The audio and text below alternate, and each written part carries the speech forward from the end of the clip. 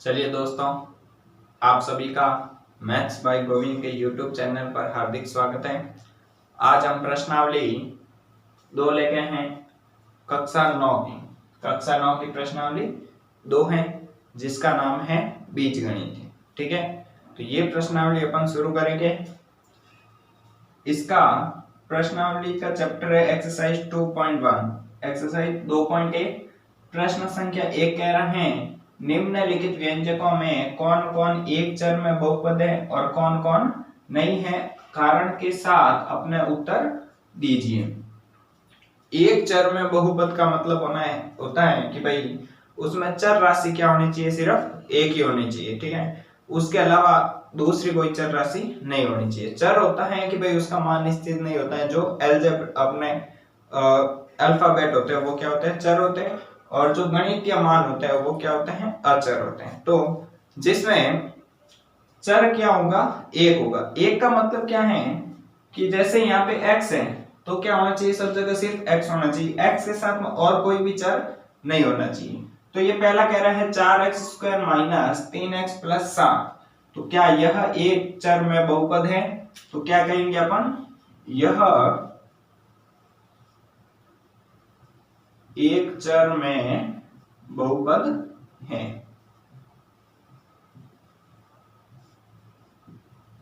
इसमें क्या है, एक चर है। इसमें भी देखो y² है और साथ में कोई है क्या, कुछ भी, तो ये भी क्या है,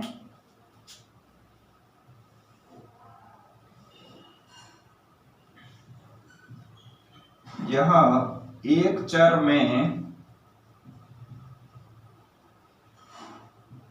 बहुपद है। इसमें देखो √t plus 3√t plus t√2। तो जो √t है, √t का मतलब है कि इसके ऊपर t के ऊपर घात कितनी है, 1/2। तो यह बहुपद नहीं है, यह बहुपद नहीं है, क्योंकि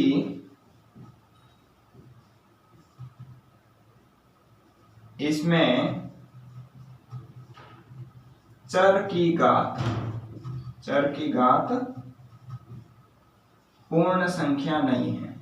ठीक है, यानी कि चर की घात पूर्ण संख्या नहीं है। तो जो चर है, चर कौन सा है यहाँ पे, t, ये रूट के अंदर आया है, इसका मतलब इसकी घात कितनी है, 1/2। और 1/2 है तो 1/2 पूर्ण संख्या नहीं होती है। पूर्ण कौन सी होती है, जो 0 से शुरू होकर धनात्मक अनंत तक चलती है। ऋणात्मक संख्या भी पूर्ण संख्या नहीं होती है। तो जिसकी घात पूर्ण संख्या होगी वो क्या होगा, बहुपद होगा। और इसमें क्या है, चर की जो घात है वो पूर्ण संख्या नहीं है, इसलिए यह बहुपद नहीं है। इसमें देखो ये y + 2/y, y क्या होगा, जब ऊपर जाएगा तो क्या होगी, y की घात -1। इसका मतलब -1 पूर्ण संख्या नहीं है। ठीक है, तो क्या हो जाएगा, यह भी एक, यह बहुपद नहीं है,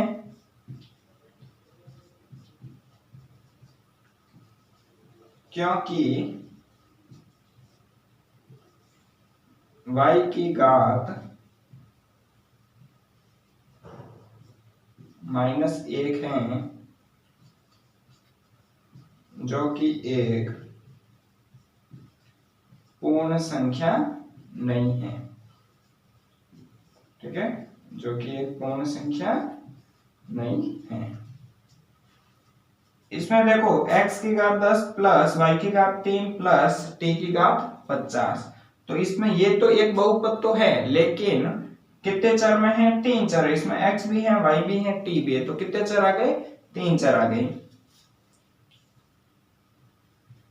यह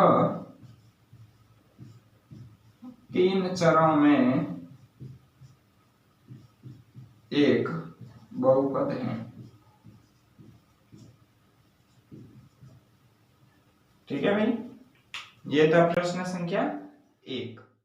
प्रश्न संख्या 2, निम्नलिखित में से प्रत्येक में x² का गुणांक लिखना। गुणांक का मतलब होता है कि भाई चर के आगे जो भी गुणे में संख्या होगी वो क्या कहलाएगा, उसका गुणांक कहलाएगा। अब इसमें कहा है कि एक्स स्क्वायर का गुणांक निकालना है, तो जहां एक्स स्क्वायर है उसके आगे जो भी संख्या साथ में गुणे में होगी वो क्या होगा, उसका गुणांक होगा। तो देखो ये एक्स स्क्वायर है, इसके आगे यहाँ पे क्या है, कोई भी संख्या नहीं है, इसका मतलब जब कोई भी आगे संख्या नहीं होती है इसका मतलब गुणे में कितना है, एक है, तो एक्स स्क्वायर का गुणांक कितना होगा, एक हो जाएगा। एक्स स्क्वायर का गुणांक बराबर एक। यहाँ पे देखो एक्स स्क्वायर, यहाँ पे एक्स स्क्वायर के आगे कोई संख्या नहीं है इसका मतलब एक होगा, लेकिन यहाँ पे चिन्ह क्या है, माइनस है, इसका मतलब इसका एक्स स्क्वायर का गुणांक कितना हो जाएगा, माइनस का एक। क्या होगा, माइनस एक। फिर इसमें देखो एक्स स्क्वायर के आगे क्या है, पाई बट्टा दो, तो एक्स स्क्वायर का गुणांक हो जाएगा पाई बट्टा दो।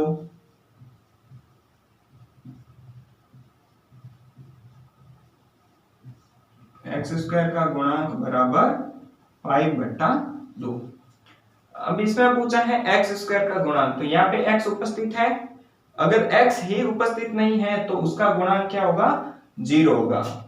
जब एक्स उपस्थित होता है और उसके आगे कुछ नहीं होता है इसका मतलब एक होता है, और जब एक्स स्क्वायर ही उपस्थित नहीं है तो इसका गुणांक क्या आ जाएगा, जीरो आ जाएगा। तो एक्स स्क्वायर का गुणांक जीरो।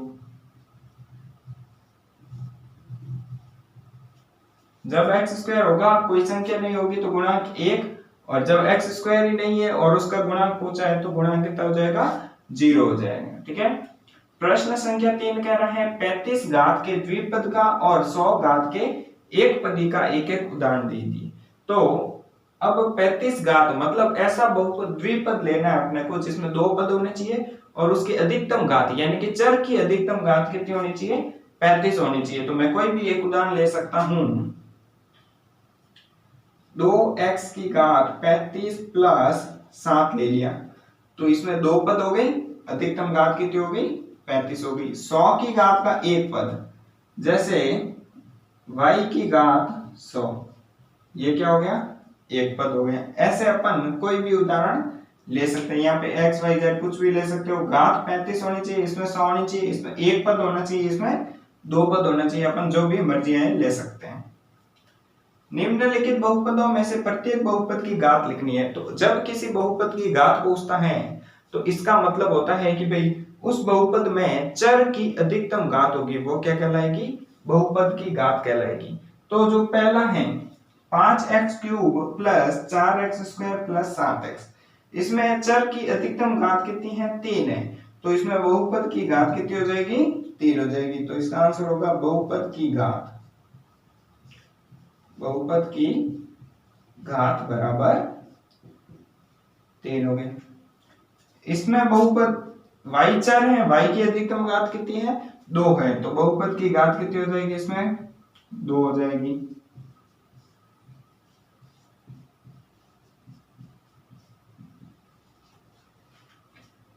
इसमें चर क्या है, t चर है, तो t की अधिकतम घात कितनी है, 1 है, तो बहुपद की घात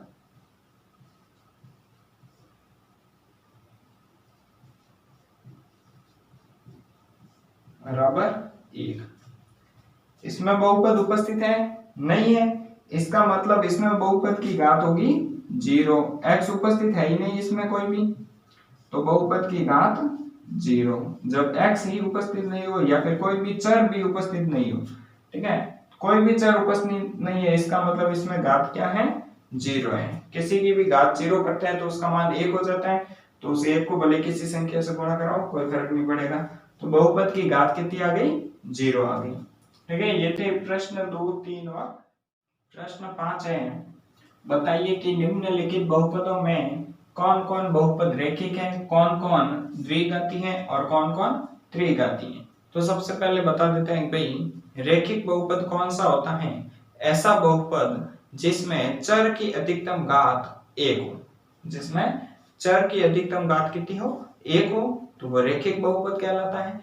द्विघाती बहुपद क्या होगा, जिसमें चर की अधिकतम घात 2 होगी, तथा त्रिघाती बहुपद जिसमें चर की अधिकतम घात 3 होगी। ठीक है, तो ये होता है त्रिघाती बहुपद। चलिए तो देखते हैं पहला क्या कह रहा है, एक्स स्क्वायर प्लस एक्स। इसमें अधिकतम घात कितनी है, 2 है, तो ये क्या कहलाएगा, द्विघाती बहुपद कहलाएगा। चूंकि चर की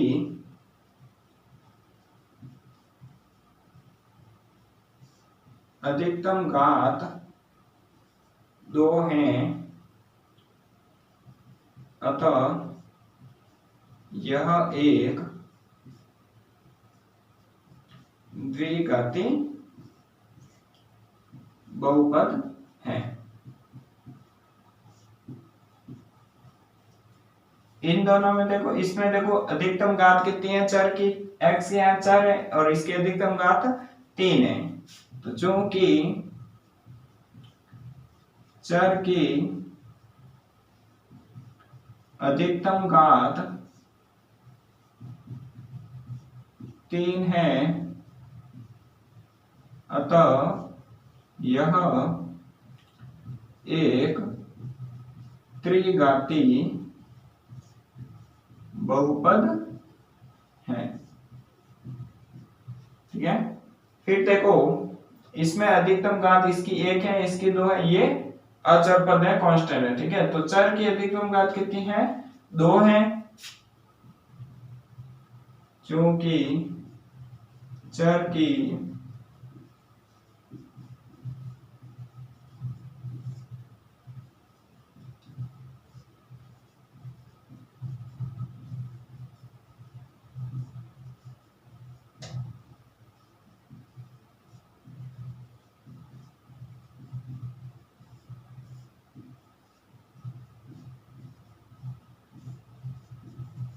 इसमें चर की अधिकतम घात कितनी है, 2 है, इसलिए यह एक द्विघाती बहुपद है।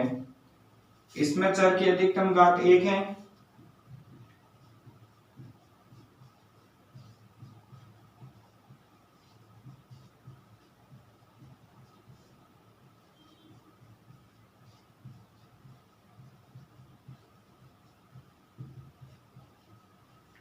चर की अधिकतम घात 1 होती है, तो वो कौन सा बहुपद कहलाता है, रैखिक बहुपद। अतः यह एक रैखिक बहुपद है।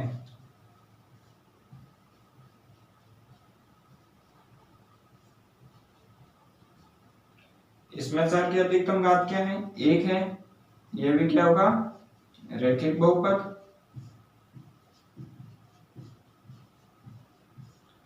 इसमें चर की अधिकतम घात 2 है, तो द्विघाती बहुपद।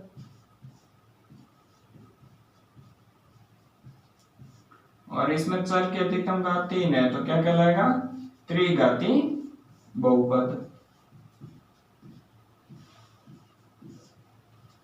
ठीक है, ये थे अपने सारे प्रश्न।